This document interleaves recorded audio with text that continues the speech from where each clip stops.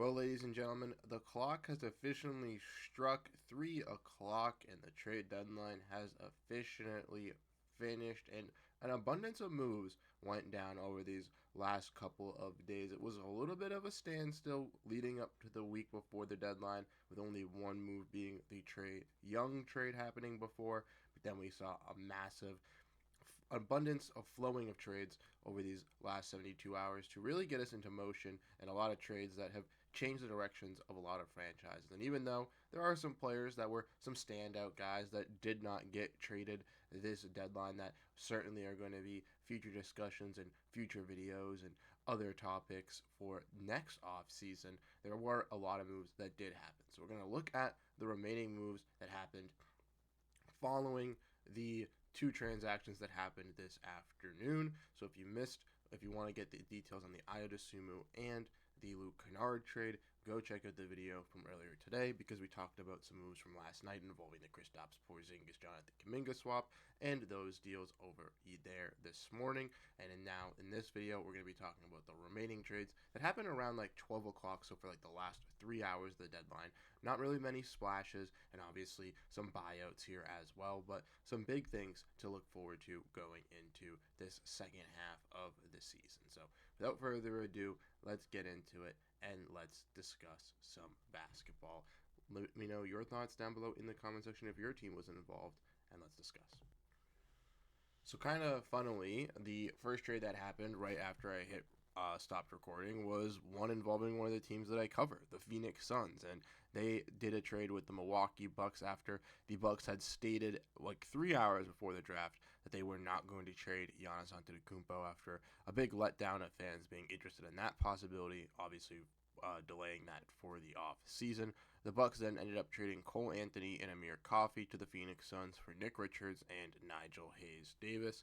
We then also saw that this deal then got some switches around it, where the Bucks then flipped Ousmane Dieng got Ousmane Dieng from the Bulls, for Nick Richards. So we'll talk about it from the first perspective, and then we'll dive into the later parts there. For the Suns here, we'll talk about them first, because they ultimately did this for one reason only, and that was tax savings. They've had a really great season this year, dealing with injuries to guys like Jalen Green, Devin Booker, Grayson Allen, and etc. And with a young roster with Jordan Ott, they didn't want to really ruffle any feathers in their rotation. So moving a guy like Nick Richards, who is their third center now, and Nigel Hayes Davis, an offseason signing that just was a fun story but never really panned out for the Suns, was a smart decision for them to then still get two players in Cole Anthony and Amir Coffey, who, have the possibility to be pretty solid for this team, but also these players make less than Richards and Nigel Hayes Davis, so that the money coming in saves the Suns around $3 million, $2.5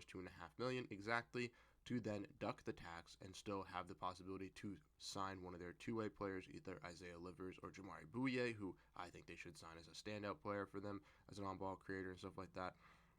But also, they have the possibility to test out guys like Cole Anthony and Amir Coffey. I don't really think Cole Anthony is going to have an easy time to stay here. He might get waived here by the Suns just because of Jamari Bouye's emergence, and with how deep they are in the guard room here already, with Colin Gillespie, Grayson Allen, Booker, Green, and now Bouye. But Amir Coffey could be someone that they could use on the wing as some depth, just as a potential rotational piece. I actually really liked him for the Suns this offseason. And then for the Bucks here, they're taking in Nigel Hayes Davis. Maybe can add some help at the wing department and be another another player that played overseas that maybe can help mend that Giannis connection there. And then they also get another wing in Ousmane Dieng here, who had been flipped multiple times, going from the Thunder to the Hornets in the Mason Plumlee deal, then from them to the Bulls for Kobe White, and now from the Bulls to the Bucks as just another wing there for them, another foreign product, someone that maybe can help Giannis just feel a little bit happy there. Maybe they try to use this contract to entice the Memphis Grizzlies in a deal for John Morant, but as we saw, John Morant did not get traded before the deadline. Nick Richards goes to Chicago, and for Chicago, they need wings and they need centers. They have a team full of guards now, so Nick Richards going there alongside Yabusele and Jalen Smith. Even though it is not some great fortification, it will be more playing time for Nick Richards, and maybe a possibility for him to earn a contract to be a backup center there, after Steve was not getting any playing time for the Suns. So overall, A good trade for every team involved. The Suns duck the tax and get some flyers on Cole Anthony and Amir Coffey, who could either stick around or both be waived to then sign their two-way guys. The Bucks take flyers on Nigel Hayes-Davis and Ousmane Dieng, getting rid of Cole Anthony and Amir Coffey, two guys who didn't fit in their rotation, and the Bucks get a center, or the Bulls, get a center, something that they need because they have too many guards. Next, we then saw a couple of trades involving one team, so I'll put them back to back, and these moves were made to then duck the tax, and that was made by the Boston Celtics. They wound up trading Chris Boucher to the Utah Jazz here for cash considerations. They also included the second-round pick that they got from the Denver Nuggets, or from the Chicago Bulls, in the Anthony Simons for Vucevic deal. The 2027 second-round pick that is the Nuggets second-round pick will also be going to the Jazz here. The Jazz basically get 3 second-round picks for taking on guys in Chris Boucher and Lonzo Ball over these last 48 hours from the Celtics and Cavs, and end up waiving both of them, creating more flexibility for their roster, but also giving the opportunity for Boucher to go somewhere else. Unfortunately, he just didn't fit into Boston. It was great for the Raptors a couple years as a bench player, but just didn't get much opportunity in Joe Mazzulla's system, and the Celtics then ended up replacing Chris Boucher by signing Amari Williams. So that is really nice for the Celtics there, giving their second-round pick an opportunity now to really compete at that level. He now fills in the front court room with the addition of Vucevic now, and alongside Luka Garza and Nemish Keita, which will be pretty solid for them, having 4 considerable bigs that they can play. And for the Celtics, it also, gives them more money to use for a buyout consideration, which we'll get into in a little bit, as they also traded away Josh Minott to the Brooklyn Nets. It was also said that the Celtics received nothing in return for this, didn't have to include a pick for this one, which is a little bit confusing because Minott was not someone I figured they would trade, but because he had a little bit of fun times with the Celtics as a starter for a little bit and was considerably a good wing rotational piece and looked pretty solid for them.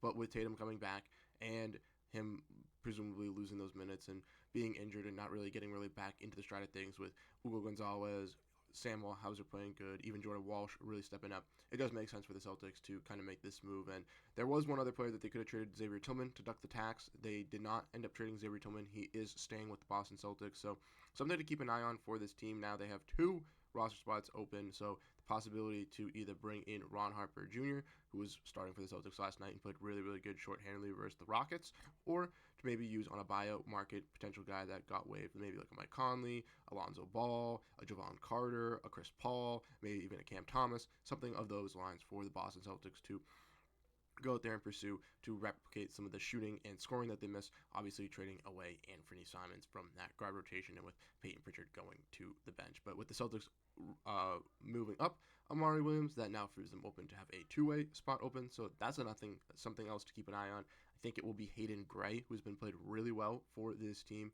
over in the G League for the main Celtics, but we'll have to keep an eye out and see who eventually does get that 2-way conversion for their team as well. But the Celtics making some marginal moves to try to help duck the tax or get closer to ducking the tax. They unfortunately fully didn't duck the tax, but did save a little bit of money for some guys that weren't going to play in their rotation and giving some opportunities to someone on the buyout market, or maybe Ron Harper Jr., and definitely a guy in Amari Williams who has deserved those playing time. Alrighty, and then we have another trade that came through. This one happened in the middle of the Celtics moves, but I won't have the Celtics ones back-to-back. It is with an Atlantic Division rival, and if you checked out the video from this morning, I talked about this trade earlier as Yabusele was traded for Dalen Terry, and I mentioned how I didn't really know much about Dalen Terry, but I thought he could be someone used for the Knicks to still go out and get someone because they didn't have to use second-round picks to get off the Yabu contract to get him, and that's exactly what they did, and they got their one target they've been linked to all the way back since it seems like a couple months ago, when some rumors started popping around the December trade days where players could be traded around the December 15th deadline, and that is Jose Alvarado, and they got him from the New Orleans Pelicans over for Dalen Terry and 2 second-round picks for Alvarado. Alvarado is going to be a great plug-and-play piece for this Knicks squad. Obviously a hometown kid being raised in New York, so that's a great hometown story. He's going to be one of those guys that's really going to fit the mold of the New York Knicks, the hustle, the heartness, the guy that's always going to be fighting for loose balls and play with that heart and aggression, something that the New York Knicks fans are going to really appreciate. He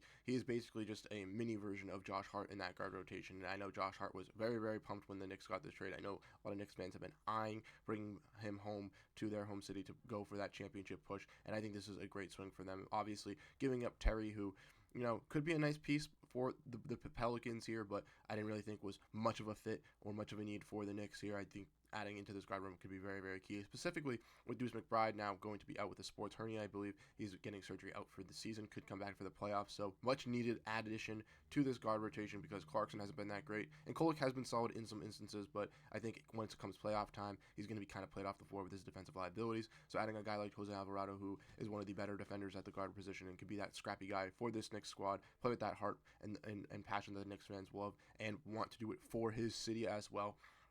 It's just icing on the cake, and I think it's like the perfect deal for the Knicks, specifically because this was the guy that they were trying to honestly trade Yabu for him, not able to do that, but they still were able to get the man that they wanted all the way back from months ago, was still getting off that Yabu contract and just had to add a little bit of finesse to get Dalen Terry to do so. So for the Knicks, I really love this. For the Pelicans, taking a flyer on Dalen Terry, like I mentioned, a wing who could be pretty crafty for them, and for the Pelicans, who knows? They take flyers on everybody. They still have Trey Murphy. They still have Herb Jones.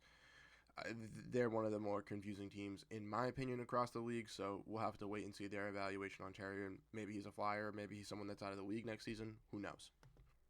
And then we got another salary-saving move as the Denver Nuggets traded Hunter Tyson in a 2032 second-round pick to the Brooklyn Nets for a lesser favorable of a Clippers-Hawks 2026 pick. This obviously created an open roster spot for the buyout market and get some out of the luxury tax like the Phoenix Suns. This was the Nuggets' prime motivation, and Hunter Tyson just doesn't play in their rotation. Him and Jalen Pickett just got long-term extensions as guys that the Nuggets ownership thought maybe could pan out to be some filler replacement guys when, after they win their championship. They lost key rotational players, right? Guys like Bruce Brown, guys like Jeff Green, and guys like that, etc. But they weren't able to really replicate that for this team, and now they're kind of bad contracts on the Nuggets. So the Nuggets get off Hunter Tyson. They move him to the Brooklyn Nets in this deal, and the Nets are going to have to waive either Tyson or Minot, I believe, to get one of these deals done. So I did not see if that happened. So if it did happen and I missed it, then that is my bad. But if not, then we'll have to keep an eye on what that happens, because the Nets do have too many people on their roster. Wait, actually, if they waived Cam Thomas, then I think they're actually okay. So who knows at this point? But for the Nets, they get a second-round pick for taking on Hunter Tyson. Sure, a 2032 second-round pick to the Nets for the lesser favorable of the Clippers and Hawks. That's totally fine for the Nets. I think they're chilling on that. And for the Nuggets, it just helps them and allows them to sign a guy on their two-way deal, and Spencer Jones, who is reportedly from Chris Haynes, going to get that conversion. So deserving conversion for Spencer Jones, who's been a part of this forward rotation and is going to be a key part of their team when they go into the playoffs. So he needs to be converted. So it does make sense for the Nuggets to do this. And I think we got one more tax-saving move, and I believe it is this last one here with the Sixers trading Eric Gordon and a 2032 second-round pick to the Memphis Grizzlies. Now this flexibility allows them to convert to a Dominic Barlow. They also traded Jared McCain, as we reported yesterday and talked in a video, but trading away Eric Gordon, a player who wasn't going to be in their rotation, to sign Dominic Barlow, and being able to sign Jabari Walker, who I called Jabari Smith yesterday, I apologize, but Jabari Walker, who have been two standout candidates on the two-way that have now exceeded their two-way expectations. I think that's really good. They've also been converting Charles Bassey to 10-day contracts because they've run out of games and they can't give Barlow and Jabari Walker those minutes, and they physically can't. And now that the Sixers have a game and they've made all these trades, they don't have roster spots. So I would expect maybe Bassey to get one of those two-way deals, with obviously Barlow and Walker getting promoted. But that's something to keep an eye on with the 76ers here. And yeah, I mean, for the Sixers, ducking the tax, saving more money here by moving off Eric Gordon, who didn't play. Obviously, he had to use the 2032 second-round pick. I'd expect Eric Gordon to get waived by the Grizzlies, but we'll have to keep an eye out on that as well. But once again, just some tax ducking moves from the Sixers, Nuggets, and Celtics over these last couple of trades, and even the Suns, which makes a lot of sense for those kind of teams. But let's get into the big domino here, because I believe it is up next. And yes, it is. This is the one trade that kind of took storm this afternoon that really shocked everyone, but not really to a certain degree, as after we obviously heard the James Harden asking out that really drew all our attention in a couple nights ago. Once that trade went through, it kind of made sense maybe that the Clippers would look to tank or would look to kind of strip it down here, right? And they did so with the possibility that they could have made some other moves as well. A lot of people were talking about after they traded Zubac here, which we're going to be discussing, that they should have traded Kawhi Leonard and try to really fully bottom out, but they ended up keeping Kawhi Leonard, and we'll wait and see what that happens. I expect probably in the offseason some sort of deal to kind of transpire between the Clippers and uh, Kawhi Leonard to be able to work on an agreement to get him somewhere else so that the Clippers can fully bottom out and really kind of restructure this new youth program that they have with obviously Darius Garland and now Benedict Mathurin. As, like I mentioned, the Pacers and the Clippers do this deal for Zubac, where Zubac was rumored to be available, but it would be a high asking price. The Pacers definitely gave a high asking price because gave him the high asking price because we'll go over what this trade is because it's very, very confusing, but very, very interesting when you look at it in all of detail. And the Pacers wanted a big, right? They obviously are tanking this year because Halliburton's out, and they just haven't been able really to gel things well. But they want a starting center after losing Miles Turner. They're getting that in Ivica Zubac, who's going to fill in this team, be a solid defender, but also be able to fit in the offense well, allowing Jay Huff to move into that backup center and be a really, really successful backup center for them, complementing Zubac's ability to not really be the best shooter and spacer. But also, I do think for the Pacers, this is smart because Mathurin was a restricted free agent, and I don't think they were going to pay him. And you look at what happened with Miles Turner last offseason, I felt like the kind of writing was on the wall for Benedict Mathurin for the reasons that he just couldn't start with this team. Not only with Tyrese Halliburton, he just didn't really work, but he just wasn't really a coexisting member. He needs the ball in his hands. Tyrese needs the ball in his hands. He was really working as like a secondary creator, as a main creator for the secondary unit when they were really, really good. And then this year has been pretty solid for their team when he hasn't been injured filling in. But ultimately, the writing was on the wall that I think that they weren't going to be able to coexist. Just the meshing with Nembhard, Siakam, Nesmith, just the off-ball creation and the scoring, and being able to work off of Tyrese Halliburton is very, very valuable to this Pacers team. And a guy like Benedict Mathurin could not do that. So I think kind of moving on from him and moving on from Isaiah Jackson, who has been a nice, interesting piece for this Pacers team in some aspects and has had some great moments, but hasn't been able to stay consistently healthy, is a good move with 2 first-round picks and 1 second-round pick for Ivica Zubac and Kobe Brown. Now, Kobe Brown wasn't really that great for the Clippers, so maybe he's just a flyer the Pacers are taking on, but Zubac is obviously the main piece that they're going to get to really add to this team. And for the Clippers, they're going to be getting, obviously, Mathurin, who, like I've highlighted, I think can be that kind of 2 or 3 option for a team, but really has to have full control of that. And I think with the Clippers, that's going to be really, really key. I've talked about this on previous pods with my friends, so shout out to Eamon and Ely, because I remember I bringing this up a couple months ago to them when we were talking about trades just a while back of the possibility of a Zubac for Mathurin flip. And I really like it for both sides because Mathurin, I think, even with Darius Garland there and him having the ball and commanding a lot of those touches, I think a change of scenery was necessary for him to kind of find the best lighting for him. And I do think for the Clippers, a team that wants to be fresh, wants to compete, wants to be really good, and wants stars, this is kind of the perfect guy to kind of go out to really build that around.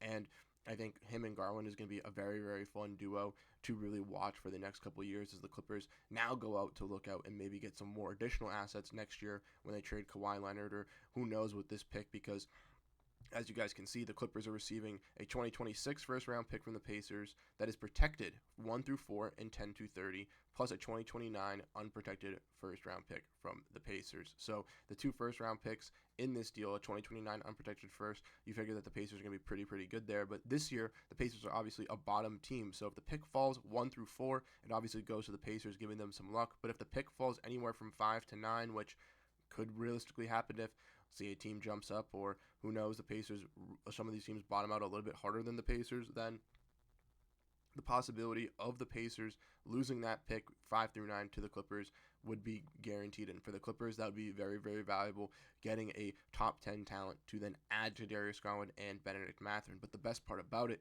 is that if this pick does not convey this year, so if it falls 1 through 4, right, say somehow the Pacers get a top 4 pick, or for some reason maybe the Pacers do a little bit better and the pick falls out, right, maybe it falls out, right, a lot of teams jump in the lottery and it falls back, then the Pacers get that pick back, but the Clippers would then get the Pacers pick in 2031 unprotected, which in 2031, I expect Tyrese Halliburton to still be there, but will Pascal Siakam still be there? Will Ivica Zubac still be there? Those are some big, big questions to ask. I know, obviously, it is a little bit in hindsight, but it is still 5 years down the line. And at that point, this Pacers team could look a lot different and could be in a little bit of a different spot comparing on how good the East gets in those 5 years with some rising stars or potential more trades of Western stars coming over to the East to make things a little bit level-headed. It can make it a little bit more difficult for the Pacers and even beneficial for the Clippers. So ultimately, I really like this. The Clippers are now kind of committing to the decision of reconstructing and rebuilding. I know that their first round pick does go to OKC this season, so that is a little bit wary because OKC most likely will fall in the lottery. Now with the Clippers, even though going on a big win streak seem to probably be, either maybe in the play-in or right outside the play-in here. So right into that lottery system. Don't look like they're going to be a playoff team this year. But I do think it is going to be very, very interesting to see what the Clippers then do in trying to see with the Kawhi Leonard contract seeming. Maybe they try to trade him to OKC to get their pick back. Maybe they try to do a 3-team deal to do something like that. Maybe they try to do something else involving Kawhi. It'll be very, very interesting to see what happens. And then for the Pacers, obviously it's not going to change much this year. I mean, Zubac definitely will help raise the floor a little bit, but with the Pacers maybe wanting to tank, who knows how much they're going to want to raise that floor. But I do think it's going to be a very, very fun team to watch next year with Zubac, Siakam, Nembhard, Nesmith, and Tyrese Halliburton at full strength, with the plausibility of as well as if you hit 1 through 4 of getting a top 4 pick, regardless if it's Darren Peterson, Boozer, DeBansta, to add on top of that. I think that's just absolutely fantastic. So a win-win for both sides. And even though this was like the last big thing that happened today, it did keep me intrigued going into the last hour of the trade deadline.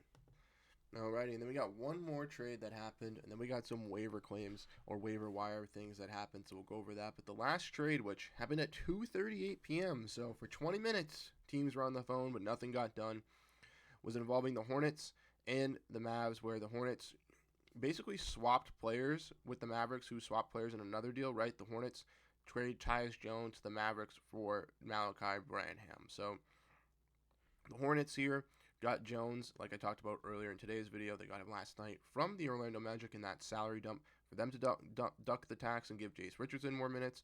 Well, they now end up flipping Tyus Jones to the Mavericks for Malachi Branham.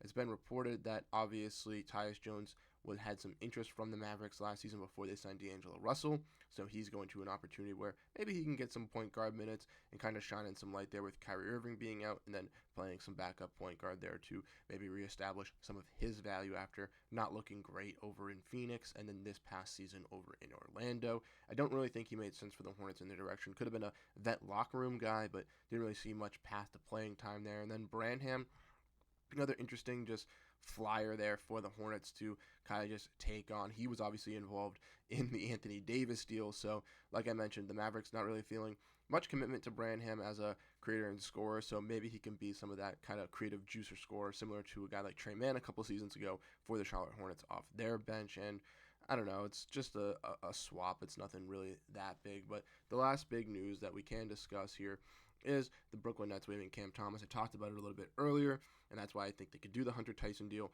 But this was the last bit of news, to my knowledge, before I check my phone and then we figure out what's kind of going on, that I do see here kind of transpiring. But the Nets are done. They are done, right? They waived Cam Thomas. And this is kind of a crazy story because Cam Thomas, I think, could be a great scorer off the bench for plausible teams. Maybe the Celtics is an Anthony Simons replacement. I do think there are a lot of other teams that could use his scoring. Maybe the Bucks go after him to maybe add some punch to their squad to help out with Giannis to make him a little bit happier. They were interested in him. I know the Cavs were interested in him as well. Maybe they go after him. But Cam Thomas obviously had his big debate of he was worth $30 million in free agency. The Nets felt like he wasn't. He wanted to test the market. He didn't get that money. Took the qualifying offer. The Nets are now just done and sick of this story. They probably tried to trade him, couldn't get a deal done, so they end up waiving him. It makes sense for the Nets to do this, kind of move on from him. I wish that they could have gotten someone else, but it is really interesting to see. We also saw that Mike Conley as well was waived. I did not have the screenshot for that, but I am seeing that on my phone at this moment, that we did see that Mike Conley got waived by the Hornets as well, which is very, very interesting in my opinion. I think Conley could be a very interesting guard to add to any single team as some veteran guard help. And I know that for the Timberwolves, they were a team that traded him. They can still re-sign him because he was since he was traded from the Wolves to the Bulls and then the Bulls to the Hornets and was waived by the Hornets. He now cannot be signed by the Bulls, but can be now signed by the Wolves. So a little bit interesting there to kind of get that back and forth there. So maybe he ends up returning there, but there are a lot of guards that are going to be out there on the open market that are going to be very, very interesting in my opinion, like Cam Thomas, like Mike Conley, Javon Carter, CP3 is now available, Lonzo Ball, right? Maybe not some highlighting, flashing names, but guys that could realistically go to a team, help out be a contender regardless of some depth or as a plausible addition for some bench help. And I think that is very, very key for a lot of teams here trying to make that last push over into the playoff conversation. So like I said, very, very fun trade deadline here. Unfortunately, there were no, big heavy hitter trades besides this final one here that we got for Zubac and Mathurin. I really wish that we had gotten a Domantas Sabonis trade. I will, we'll release a video in the next couple of days, probably tomorrow, going over my trade deadline wins and losers, because that is something that I definitely want to get into some conversations about, because there are teams that I'm very, very, very, very upset with. And spoiler alert, one of them is the Sacramento Kings, because Domantas Sabonis doesn't get traded. Zach LaVine, I understand, because he can be used as a trade asset next year as an expiring contract. That's $50 million. I'm not mad about that. But the one player they traded was Keon Ellis, who they should have kept, right? Keon Ellis, we can all agree, even if he was a little bit overvalued by his tenure, at the end of his tenure, he was a good defender. And he was the one player that they didn't play, they felt like they didn't value, and didn't tender his contract, so they made him an RFA, which is just so dumb. They could have gotten picks if they gave him a smaller contract, like a scam contract last year, and played him a little bit, but no. They decided against that, and then they essentially had to attach draft capital with a failure of assigning a Dennis Schroeder to then do that. To then take on a bad contract to DeAndre Hunter. I don't know. Sabonis, I understand they don't want Podol, but the Grizzlies have a big trade exception. Like, they could have gotten, apparently, Sabonis for Chris Middleton, but wanted more. Like, I don't know. The Grizzlies also frustrate me because they still have Ja Morant, and you have 17 first-round picks now. You got, 3 from Jared Allen, or from Jaren Jackson Jr., not Jared Allen. There's no need to trade Jaren Jackson if you're not going to trade Ja Morant. So, I don't know. I'm very frustrated with some teams. I'm very happy for some teams as well, like the Pacers, like the Clippers. We're kind of changing directions. I think the Knicks are going to be really fun with Jose Alvarado. But yeah, there's a lot of teams that I'm confused that didn't make some moves. No Day'Ron Sharpe trade. No Michael Porter Jr. trade. I don't know. There's just a lot of question marks that I still got to analyze. I'm obviously going to have to kind of, now that the trade deadline is done, is look at these rosters in totality now, right? Now that all the finalizations are going to be done soon, I can actually look at these rosters. We're going to have to look at the two-way conversions, who potentially get signed as two-way pickups as well. That will be very interesting to see for this second half of the season. So, yeah, I'm very, very excited to kind of tune in and really get back into the stride of things. Like I said here, I'm going to be doing more videos, right? I'm going to have a winners and losers video try to come out tomorrow. Then this weekend, I'll be away for the Super Bowl, so I probably won't have much come out on Saturday and Sunday, but kind of coming back next week, we'll get back into the swing of things here, going and looking at some teams and discussing some of their futures, maybe discussing who's going to be looking well, maybe some teams that I think are going to rise. I don't know. We can have some fun, but like I said, thank you guys so much. These videos have been pretty long, around 20-30 minutes, so if you do watch these videos in full totality, I really do appreciate it. But if not, it's all good. Thank you so much for at least tuning in for a little bit.